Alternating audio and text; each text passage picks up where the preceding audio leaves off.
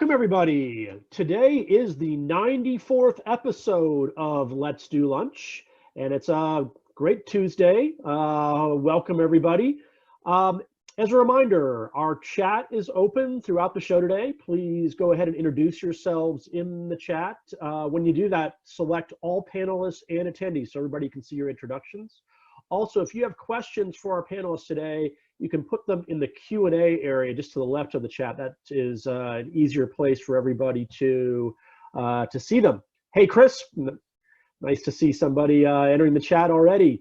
Okay, so as I said, we have a great panel today. We have Jamie Elden, who's Chief Revenue Officer for Shutterstock. And with him today is Seth Schachner. Seth is Managing Director of Strat Americas. Welcome, gentlemen. Thank you very much. Good afternoon, everyone.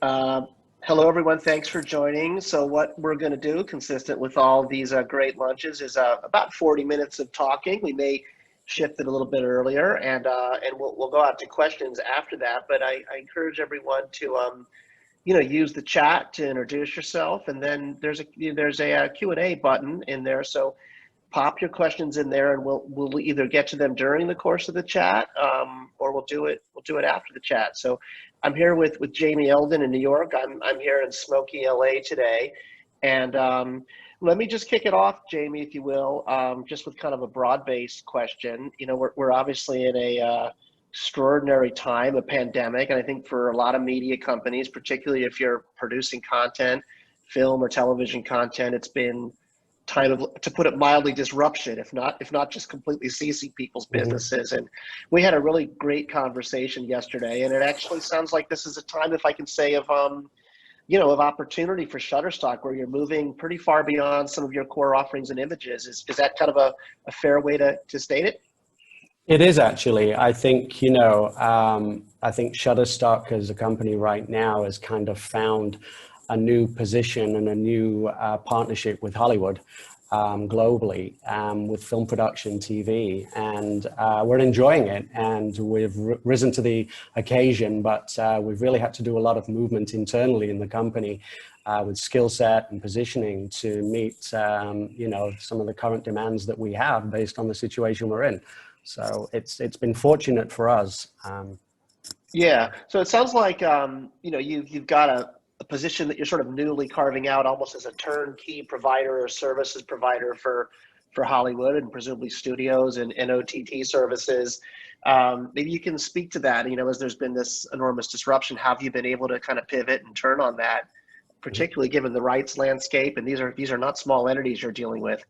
Yeah, no, I think, when we go back a few months, when we go back to when COVID really hit here in the US, kind of the second week of March, we saw Shutterstock move 600 employees from the Empire State Building to remote.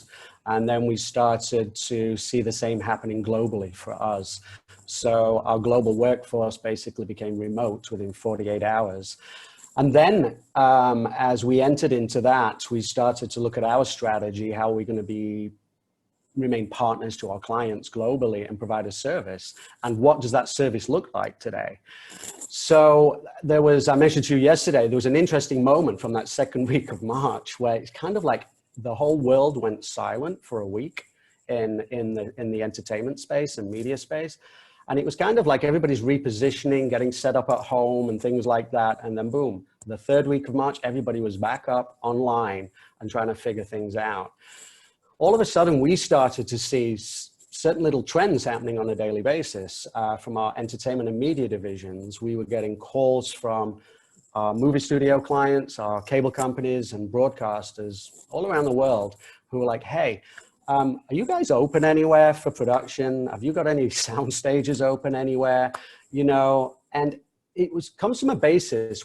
Our original relationship with Hollywood comes from stock image, stock footage, special effects, and music, which we license globally to the industry. And it's kind of, they come to us as and when they need.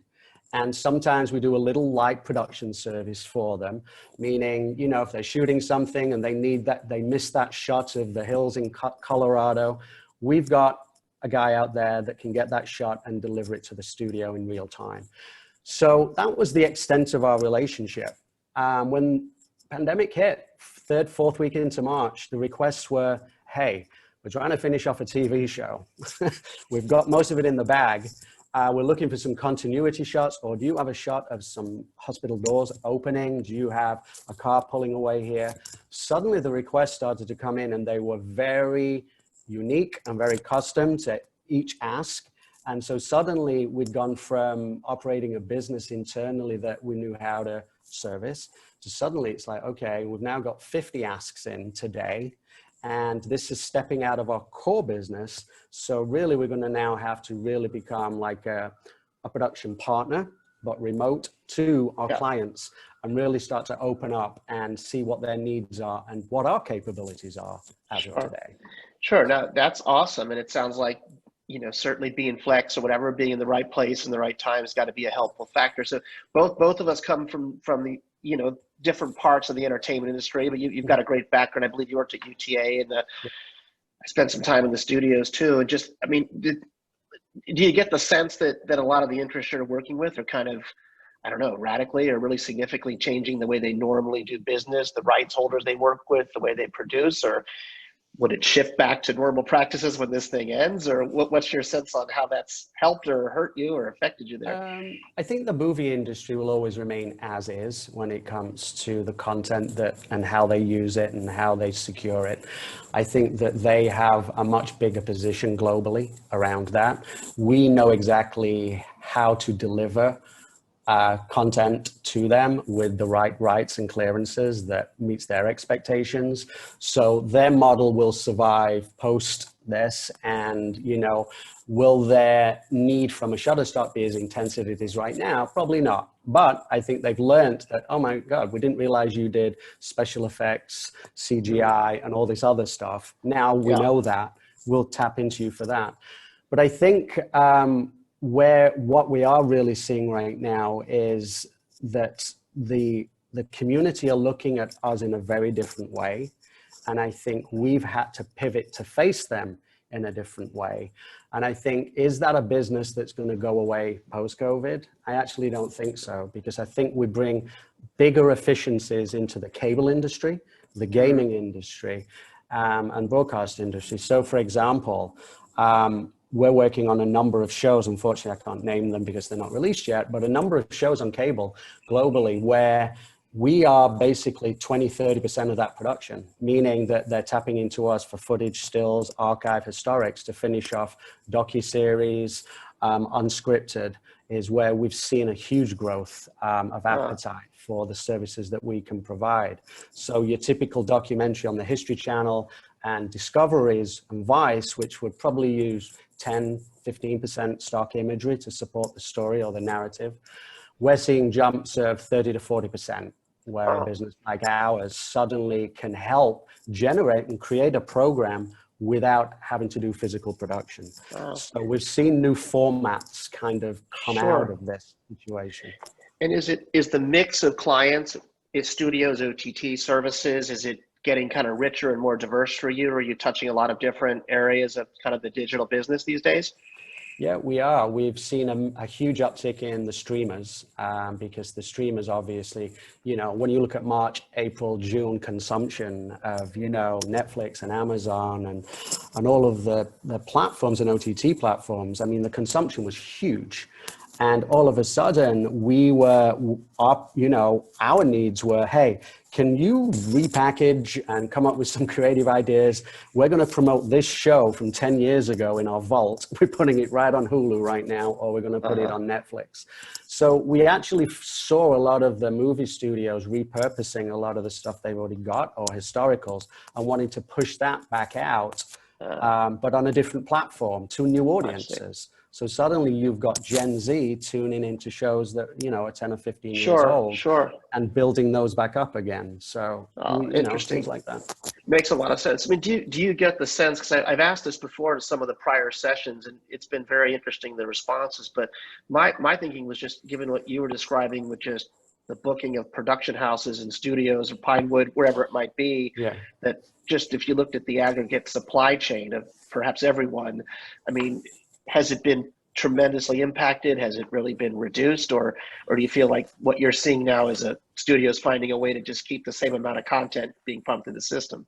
Yeah, no, I think there's been a scramble. There was a scramble in March by the largest studios who've got, the big popcorn blockbuster movies in production, moving to Canada, moving to Australia to finish shooting and pick up. And then unfortunately they were shut down, and then, things just happened. But one thing that did happen, which was, during March, every major studio started reaching out globally to book stages and studios in other markets that were up or on a downward trend, so that at least they could secure some space somewhere.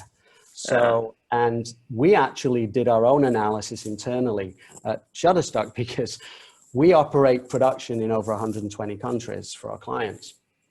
And the first thing we did, it's like, okay, we actually have people locally in all of these markets who provide service. So we quickly were able to put a sheet together and find out how many countries, states, cities, sound stages were actually up and still able to produce. So we actually built up a resource that we were able to then put in front of our clients to be like, look, hey, we can't do this production right now in LA for you, but we can actually shoot it in Austin, Texas, or we can shoot it in Toronto, or we can do it here in Atlanta, in Georgia. So suddenly we became kind of an index of where you can produce and where you can't produce. And we kept refreshing this on a weekly basis as guidelines and curves would go up or down. It actually became an algorithm within our production department. Wow. And so the landscape is pretty different globally. I mean, different countries have quite different circumstances for filming and production, is what you're essentially saying, yeah? Yes. Yeah, it is, and I think when you look at recent facts, LA opened up a while ago. They started to open up a little bit and start to do commercials and kind of advertising work. And then things started, and then it spiked again and things calmed down again. And then all of a sudden movie releases that were due to come out, in October are moved into 2021 again. So I think, there's still a scramble going on. And even today you read about, whether it's Ben Affleck, it's being postponed. Batman now is been moved its date again to, I think, June 2021. And it's all based upon limited amount of production availability that you can operate under COVID's and, guidelines. Right. And then we talked about this a little bit yesterday, but I know you're cost competitive. You got a huge network of contributors, but so I guess it's non-union. I mean, these are independent entities, employees, that gives you somewhat of a leg up, more flexibility. Yeah. Yeah. We have producers, creators, directors in over 120 countries, and they're able to provide us with the same quality and the same kind of footage that, a movie studio or a TV network would expect. And they come in kind of non-union and quick turnaround. The other thing that I think we've really shown Hollywood or the entertainment industry as a whole is that, hey, we're also great at giving you a great carbon footprint. So, we're able to go and get that shot for you in Dubai, and we don't have to fly anybody from LA or New York to get it. We actually have a bunch of producers there who can actually do this for you and bring it in, cost efficiently, but of the same quality and quicker. And so suddenly that's been something which has kind of given us a bit of a buzz in Hollywood that those guys can get that shot. Right. And I don't know how to ask this, but maybe just some sensitivity, but I mean, are the unions, are they, are you sort of navigating around them essentially? Are the studios working with them for some of these configurations in international markets you're describing? Yeah. I mean, we are working with full guidelines. So wherever we are operating, we're operating with CDC guidelines, WHO, whoever, local government, and SAG and AFTRA also, have been pretty good watchdogs about production right now. I know that they've shut a couple of sets down in LA in the last couple of months, citing unsafe working environments. Right. So, we obviously, as a public company, we have to make sure that we're following these guidelines. But but it's literally a market in Germany would open up, and then 2 weeks later it would shut down again. But Milan then opened up. And it's kind of like when they open up, we know the guidelines locally in those countries immediately. because I we've got see. people on the ground there. So we're then able to bring in and say, you know what, the only things we're going to be able to do in Milan in the month of May is some light shooting on a soundstage. That's it. Got Okay. it. And so Got the it. limitations is what's actually curbing. There is growth in more markets are opening up for production, but what you can actually physically do in that production is becoming limited due to, you know, health and safety issues, insurances, social distancing. A friend was telling me about one of the soaps, which has been running for 30 years, that apparently they're getting back to production and they are using their real life partners for the kissing scenes. I mean, there's just some like amazing Yeah. stories that are Well, coming yeah. out how Right. they're having to meet guidelines Yeah. to Yeah. finish I off a think you mentioned show. you've got like illustrations or all sorts of stock footage you can probably do to replace some things that are sensitive, I guess. Yeah. Yeah. Yeah. So, So you mentioned, I just want to draw a little bit down on the idea of the competition out there. I think we talked about Getty, yeah, Adobe. Some of these are different functional areas than just production, yeah, post-production, editing. It's a broader suite of services. And I get the sense that's a big selling point of Shutterstock as well. Yeah.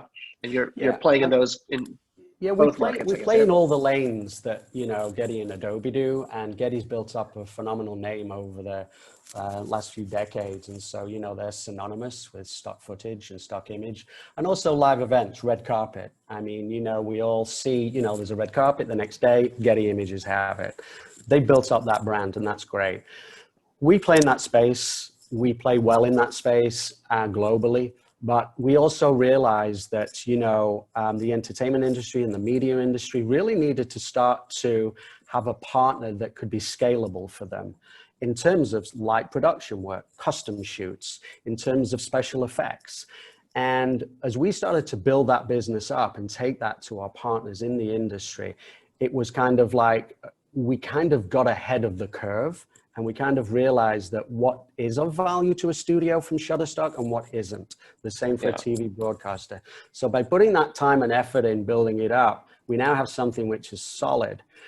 In terms of, you know, our competition in the space, Adobe is more of a technology company. It's in every studio, it's everywhere, because everybody has the cloud, they have Adobe tools, which is great. And then they have stock. Well, we also, you know, Shutterstock can be pulled through Adobe. So, you know, we can do that. Multi-platform. Yeah. Yeah, but we tend to pride ourselves, you know, just being a little bit more of a second production company to that industry and a second Got it. creative agency to that industry. And that's how we've staffed up and built it.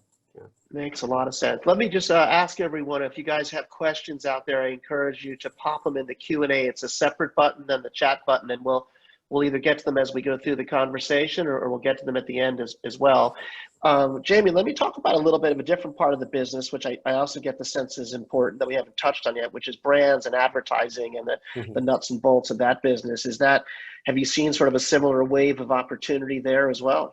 Yeah, that's taken off for us and, you know, and for our competitors during the pandemic. Suddenly, Madison Avenue was pretty quick to shut down, and it didn't come back with solutions that quick either. And I think, you know, a lot of brands were kind of, okay, let's look at this. And I think the first thing that hit Madison Avenue and the brands were, okay, that commercial that we've got due for May and June right now, of just running off in your car and traveling across the world, it's muted. It's not going to happen.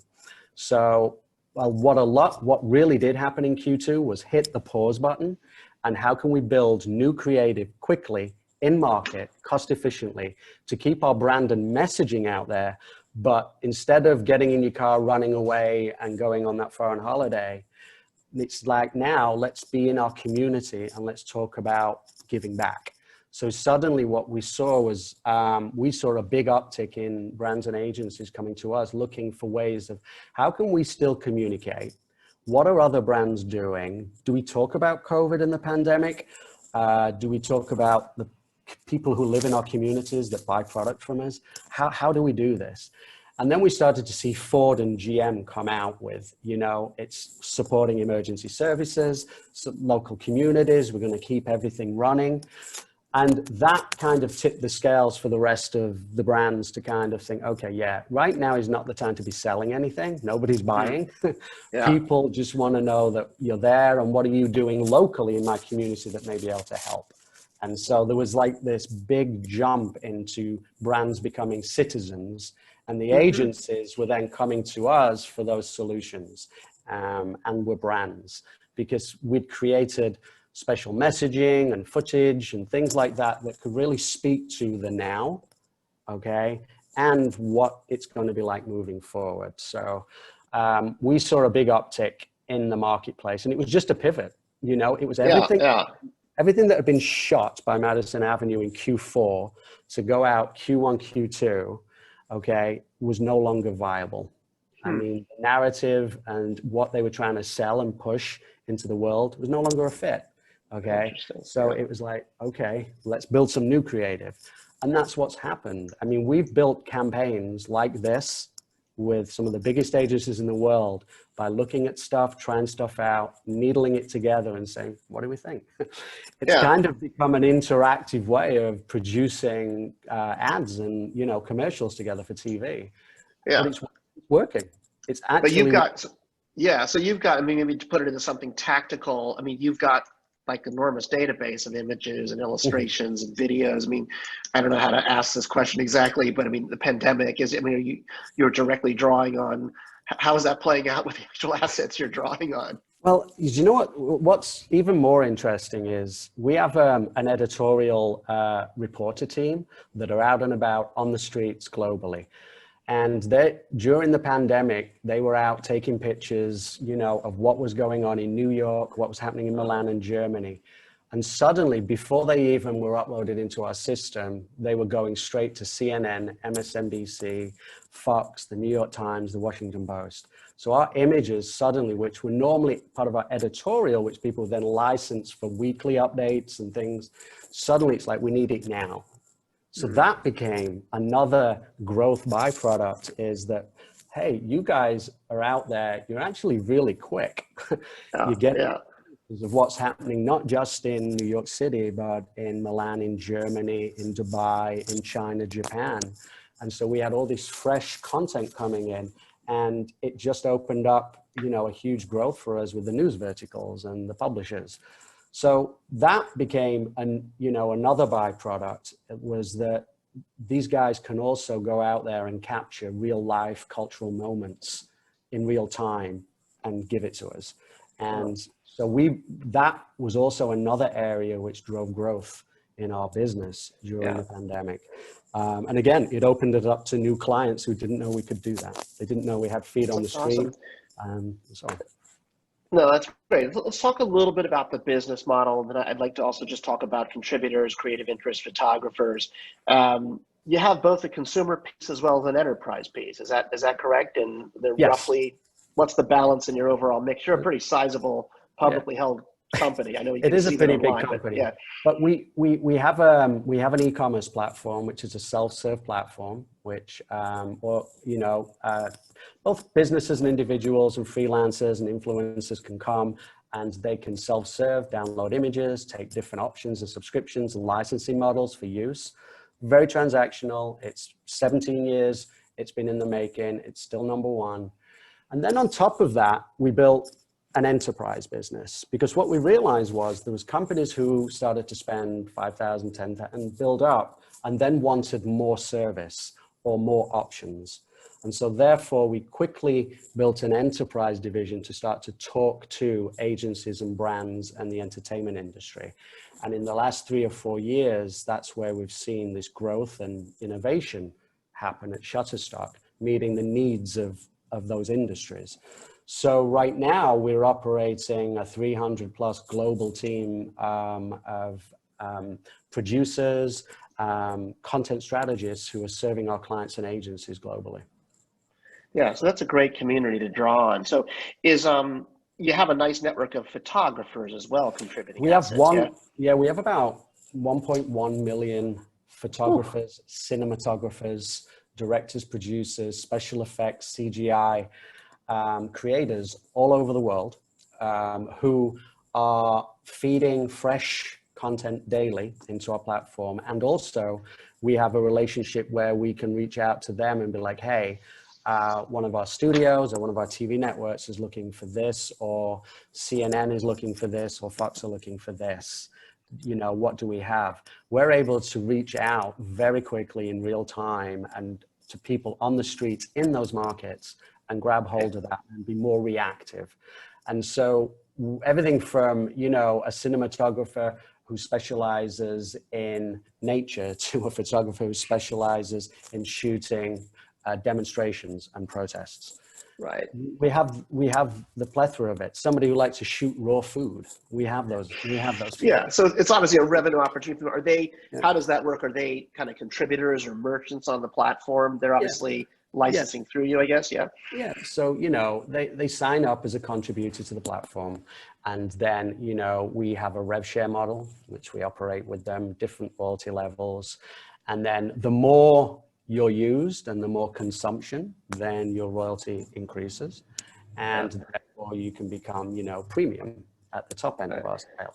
And so therefore, you know, it's kind of an interesting rev share model we have with the creator industry. I think the benefit to a photographer or a cinematographer with kind of like what Shutterstock does is that we're not able just to license your image of that raw food platter in the country that you live in. We're able to push that out to over 120 countries and make it available for download instantly. And it will also come up in one of our clients' feeds who are looking for this type, so, you know, of inventory. So we have data and analysis that some of our clients who are looking and constantly downloading food and cooking and imagery that way, and they would get daily fresh light boxes to look at this new stuff coming in.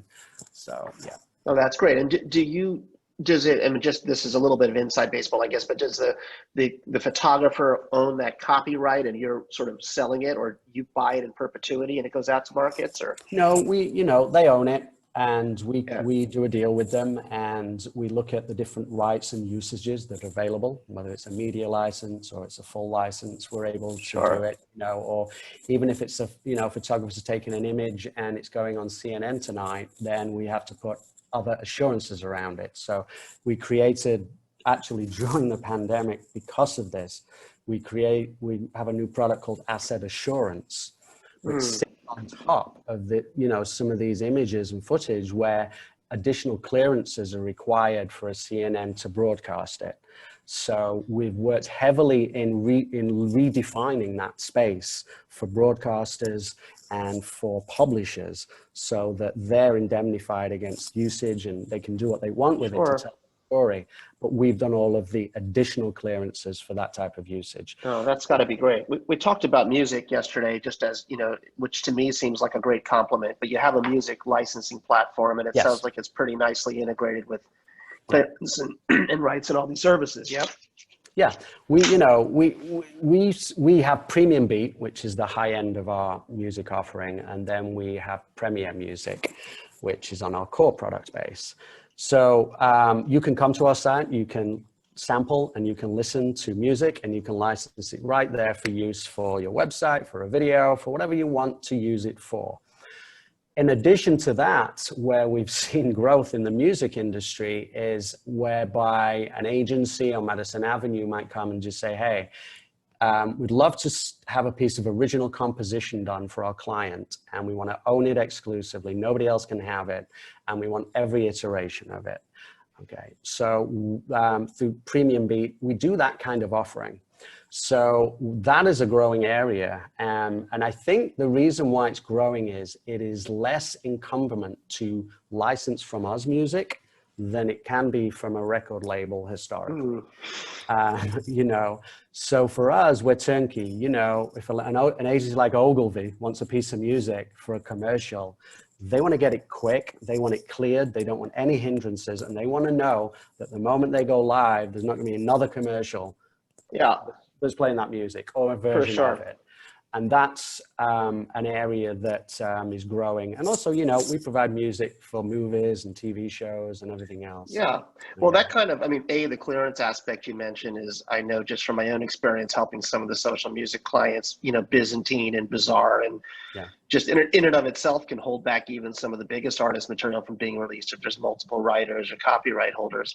Yeah. But, one of the interesting things I also see with you that there are obviously tons of distribution platforms. I know from my world, I come from music, and more, sync and licensing platforms as well. And I don't necessarily see all of them being that differentiated. They're great search engines and mood and genre capabilities, but I think you've got a nice mix of sort of services there and can also kind of curate, and presumably that's an advantage over some of the others that are out there, given that you're already talking to a lot of these players to begin with for other reasons. Yeah.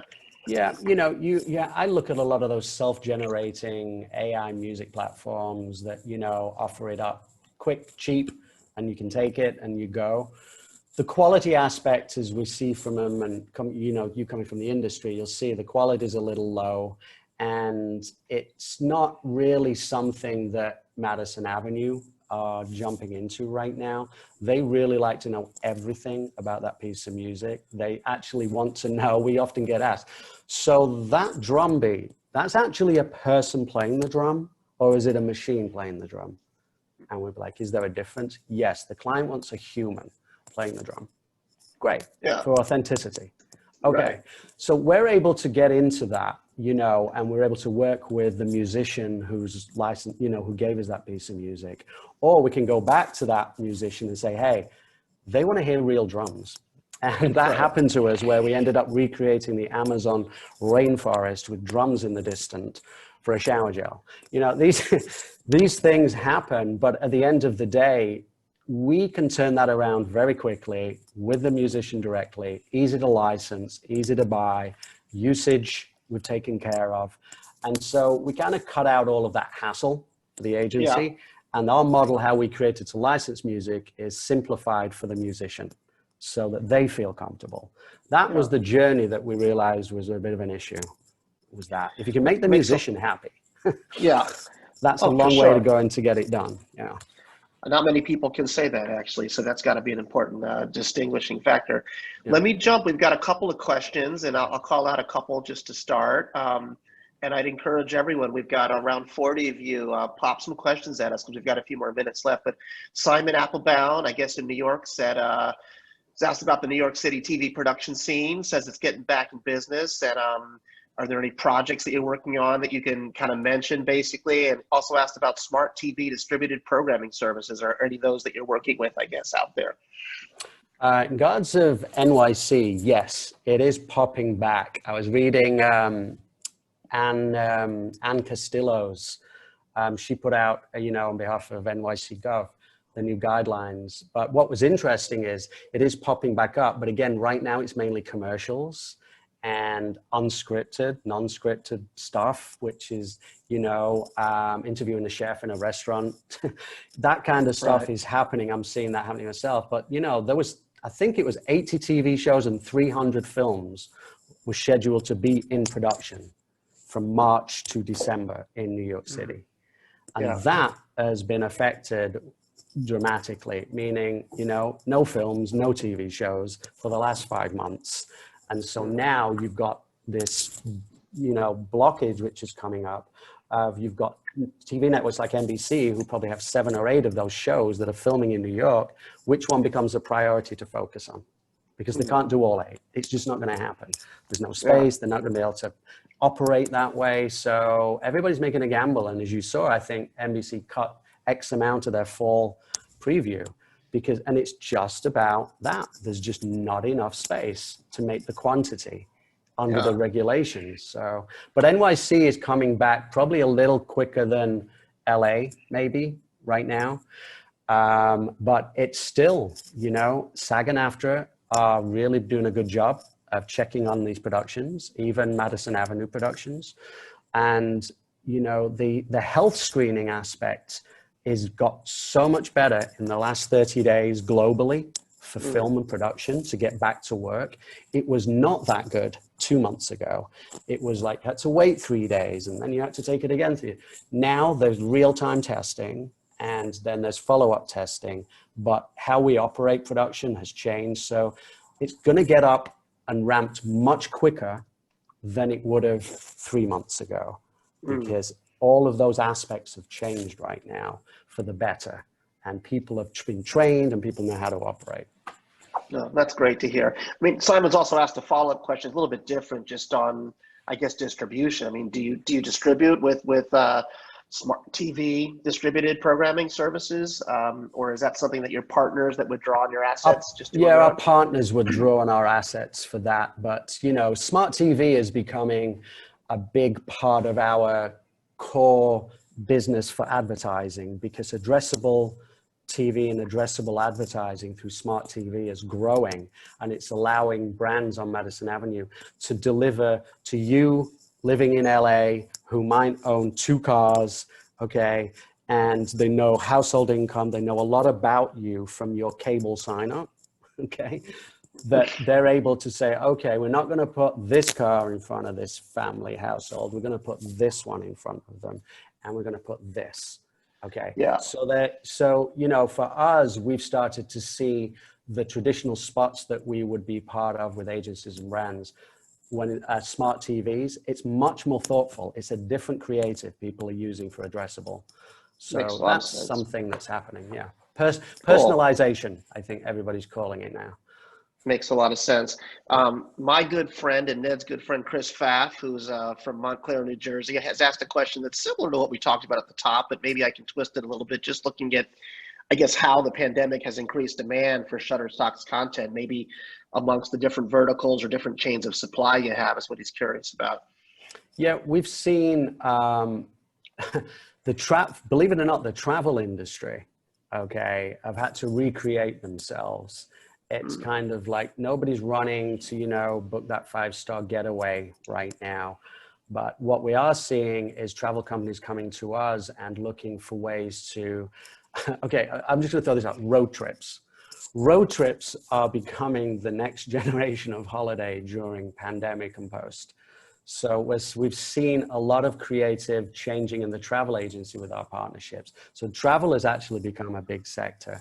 Okay, but definitely gaming and streaming are probably our 2 growth sectors right now. Yeah, you know, yeah. times like this, in times of economic depressions, the entertainment industry rises. Sure, of course.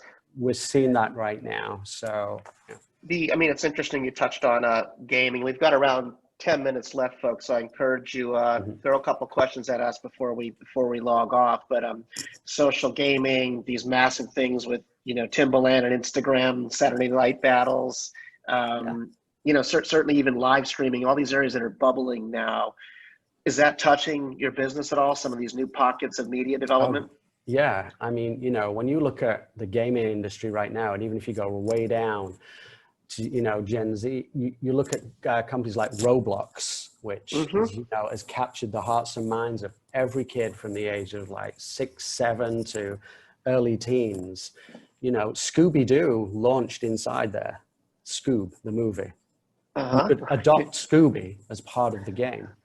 Right. So it opened up this whole new creative way that a movie can engage. It's like, not TV, we're in a pandemic, let's throw it on Switch, let's throw it on all these platforms, but let's throw it in a game that's captured 70% of our audience.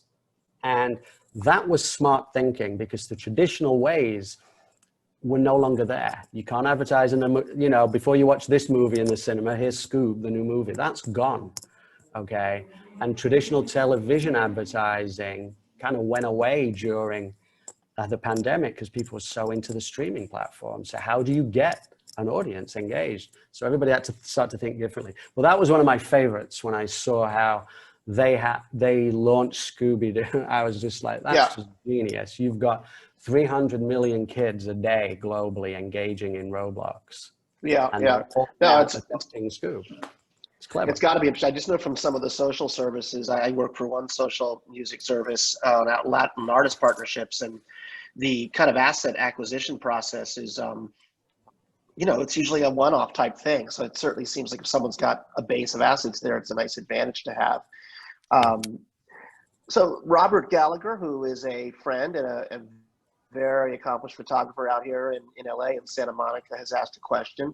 If you see other opportunities outside of shooting on spec that are out there.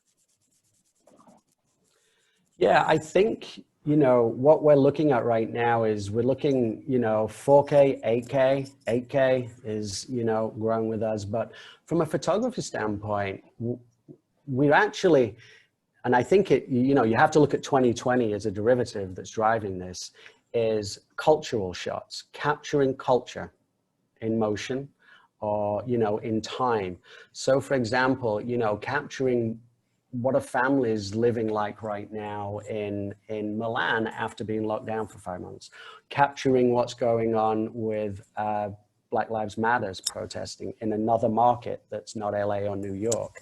We're finding that people's appetite, consumers' appetite for wanting to know more about what's going on around them, okay, has been a growth area. We really is. So, we're seeing that from a photography standpoint, capturing, culture has become very popular. Interesting. And because, and publishers are leaning into it. Publishers who would talk about health, beauty, getting away, yoga, are actually, now becoming more news driven.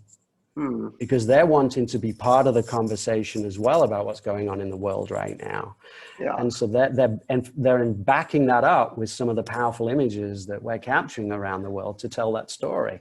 And suddenly they're attracting new audiences because of it. So there's a lot of change going on, a lot of change. But it sounds like maybe we can close up on this because we don't have any other questions. But I mean, it's fair to say the company has some pretty deep roots in photography, right? And you must be. Yes. Is that kind of part of the karma? And just listening to this, I think one could ask the question like, what, has the iPhone or just mobile phones in general, and what's happened to cameras and the traditional art of photography? I don't know what your view is on that. Is it still a live art, or is it really being transformed completely by the mobile handset? What's funny is that I put it in this simple way. When you take a photograph with your iPhone today, I mean, it's amazing. Okay, the quality, everything else. But when you try and do something with it, when you throw it into Final Cut or you throw it into Adobe, you try and do something with it and you play around, that's when you come across some of the issues, the pixelation and this, that, and the other. Okay, and so therefore, what you capture on an iPhone is great because then you put it on Instagram, you put it on Facebook, and everybody looks at it in that one dimension. They might go like this, just a little bit, I want to see that, I want to see that, and that's it.